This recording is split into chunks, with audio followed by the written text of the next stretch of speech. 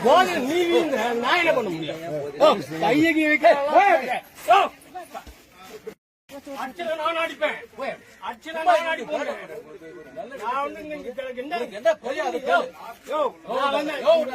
பேசுவேன். மனு கொடுக்க உனக்கு என்ன வேலைங்க? மனு கொடு.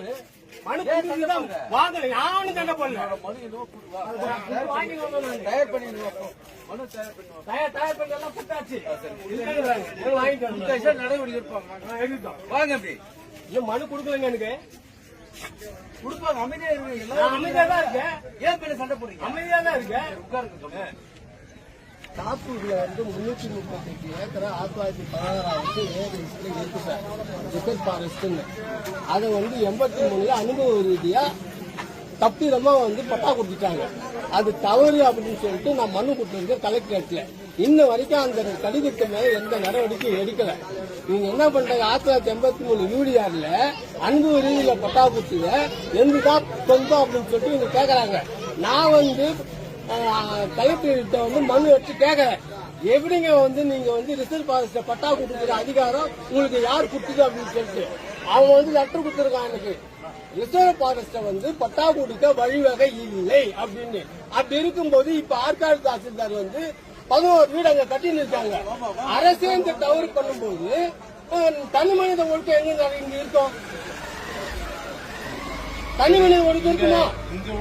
இங்க உள்ள போய் நான் மனு கொடுத்தேன். எனக்கு வந்து இந்த அக்னாலஜ்மெண்ட் தரமாட்டேன் அப்படின்னு. ஆமா, அதை கேட்க போய்தான் விஓ 1 எனக்கு வந்து 2 ஆபீசர். விஓ 1 சம்பந்தம் இல்லாதவரு அவர் வந்து என்ன அடிக்க அடிச்சாரு. பேர் தெரியாது.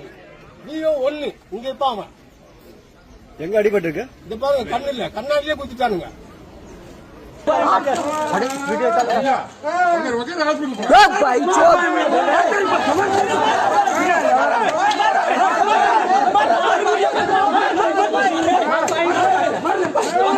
चालू कर वीडियो चालू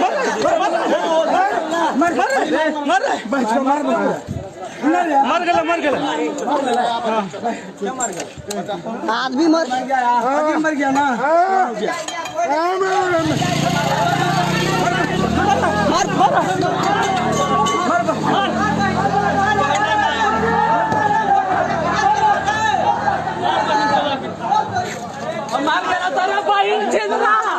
मार गया